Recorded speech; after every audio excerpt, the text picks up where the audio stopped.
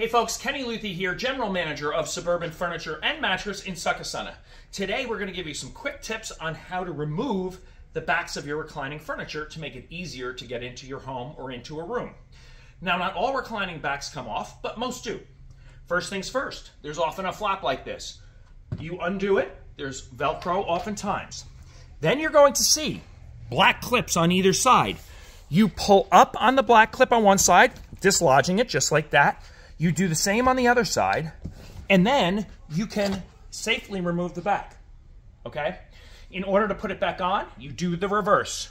You put one side on, then you take the other. Be careful, don't get your fingers in there, okay? Then what you're going to do is put your reclining piece back up, okay? Then what you do is push down evenly on both sides. You're gonna hear a snap. That means that it is locked in place and you're ready to go. You re-secure the Velcro, and voila, you just got your piece of furniture. The back came on, the back came off, piece of cake.